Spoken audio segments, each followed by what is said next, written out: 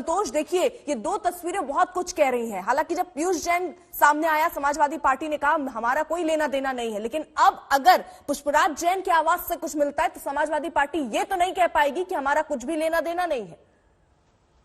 देखिए, पीयूष जैन के यहाँ पर जब छापेमारी हुई तो उसके बाद से समाजवादी पार्टी एक तरीके से अटैक के मूड में आ गई कि पॉलिटिकल पार्टीज को टारगेट किया जा रहा है। लेकिन अब जब पुष्पराज जैन के ठिकानों पर छापेमारी की जा रही है, उनके जो इत्र फैक्ट्री है वहां पर इनकम टैक्स की टीमें पहुंची हुई हैं, और अगर वहां पर इनकम टैक्स को जो छापेमारी करती है, जो मोडस ऑफ ऑपरेंडी जो अगर कहा जाए इनकम टैक्स के कामकाज की, तो वो अचानक से सिर्फ जांच करने के लिए नहीं पहुंचती है। उसके पास बराबर इनपुट होता है, उसके अपना इंटेलिजेंस होता है। उस इंटेलिजेंस के आधार पर ही इनकम टैक्स या जीएसटी डीजीजीआई की टीमें कोई जांच करने पहुंचती हैं। और अब जब पुष्पराज जैन की जो इत्र की जो फैक्ट्री है, जो ठिकाने हैं, वहां पर जो छापेमारी की जा रही है, और जाहिर है कि अगर इनकम टैक्स रेगुलेशन एक्ट का कहीं से वायलेशन सामने आता है तो समाजवादी पार्टी के लिए अब कहीं ना कहीं मुश्किलें खड़ी हो जाएंगी, क्योंकि पीयूष जैन के मुद्दे पर तो उसने साफ तौर पर कह दिया कि हमें बदनाम करने की कोशिश की गई, लेकिन अब सीधे से रिश्ता समाजवादी पार्टी के एमएलसी से इस्टेब्लिश हो जाएगा कि पुष्पराज जैन के घर पर जो इनकम टैक्स की छापेमारी की गई, और उसके बाद पीयूष जैन के घर से जिस तरीके से आप इतिहास देखिए कि इत्र कारोबारी पीयूष जैन कन्नौज का रहने वाला, कन्नौज की उसी गली जैन स्ट्रीट में छपरपट्टी मोहल्ले के इत्र गली में ही जैन स्ट्रीट में ही रहते हैं पुष्पराज जैन भी और पीयूष जैन भी। और पुष्पराज जैन से पहले पीयूष जैन के घर पर जो छापेमारी की गई उसमें 157 करोड़ से अधिक की नकदी बरामद हुई, 23 किलो करीब सोना बरामद हुआ और 600 लीटर सैंडलवुड यानी चंदन का तेल बरामद हुआ। इतनी बड़ी बरामदगी इत्र के कारोबार में। तो आशंका यही है कि जिस तरीके से पीयूष जैन पर शिकंजा कसा गया, एक बाकायदा होमवर्क करने के बाद डीजीजीआई और इनकम टैक्स की टीमों ने छापेमारी की, उसके बाद अब आज जब पुष्पराज जैन के ठिकानों पर जिस तरीके से छापेमारी की जा रही है, तो कहीं ना कहीं ये इनके पास अपना इंटेलिजेंस जरूर है। अभी छापेमारी शुरू हुई है, जांच शुरू हुई है, उनसे डॉक्यूमेंट्स मांगे जाएंगे, उसके बाद ये जरूर तय हो जाएगा कि इनकम टैक्स के को क्या मिला है। लेकिन इतना जरूर है कि समाजवादी पार्टी के लिए आज ये बड़ी मुश्किलें खड़ी हो गई हैं। संतोष देखिए, जानकारी ये है कि 50 से ज्यादा ठिकाने हैं जहां पर छापेमारी चल रही है। इसमें पुष्पराज जैन के कितने ठिकाने हैं जहां पर छापेमारी चल रही है, और कौन कौन से वो 50 जगह जिसके बारे में अगर आप जानकारी दे पाए, कहां कहां इस वक्त छापेमारी चल रही है?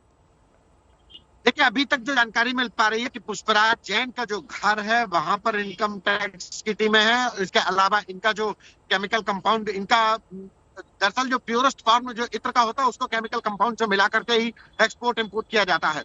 तो जो इनका ठिकाना है, जो फैक्ट्री है, जो गोडाउन है, वहां पर छापेमारी की जा रही है। अभी तक जो हमारे पास जानकारी है कि कन्नौज में कुल पुष्पराज जैन के अगर कहा जाए तो 3 ठिकानों पर छापेमारी की जा रही है पुष्पराज जैन के।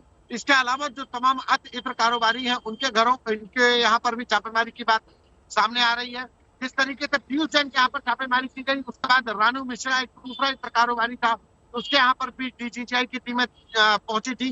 तो लिहाजा इत्र कारोबार पर और गुटखे के कनेक्शन पर अब इनकम टैक्स विभाग हो या डीजीजीआई की टीमों हो, उनकी निगाह कर चुकी है। और वो इसी तरीके से इत्र के कारोबार पर जो जीएसटी चोरी की सबसे बड़ी कार्रवाई की गई पीयूष जैन के ऊपर, उसके बाद से तमाम विभागों की निगाह अब कन्नौज और इत्र कारोबार पर लग गई है। उसी की कड़ी के तहत ये छापेमारी की जा रही है।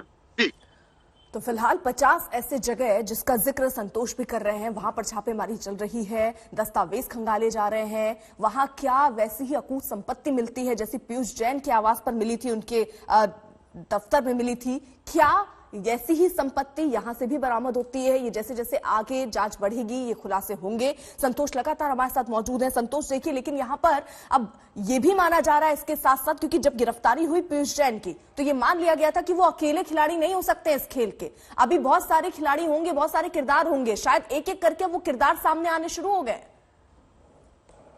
देखिए, बिल्कुल पीयूष जैन के घर से जो कैश बरामद हुआ, 23 किलो सोना बरामद हुआ, सैंडलवुड 600 लीटर बरामद हुआ, उसके बाद से ये तो तय हो गया था कि इत्र के कारोबार पर जो जीएसटी की जो चोरी के जो मामला सामने आया है, ये अपने आप में बड़ा खुलासा। और इसके बाद जब कार्रवाइयों का दौर शुरू होगा, पीयूष जैन के घर से जो कैश बरामदगी हुई वो सवाल खड़े कर रही थी कि आखिर ये पैसा क्या, कहां से आया, कितना पैसा है, हवाला ट्रेडिंग का पैसा है या चुनावी माहौल में किसी की फंडिंग का पैसा है। इसी वजह से राजनीति भी शुरू हुई। लेकिन पीयूष जैन का कोई कनेक्शन पॉलिटिकल अभी तक नहीं स्टैब्लिश हो पाया। लेकिन पुष्पराज जैन जो समाजवादी पार्टी के एमएलसी हैं, समाजवादी पार्टी का जो इत्र लॉन्च हुआ वो इन्हीं के द्वारा लॉन्च किया गया।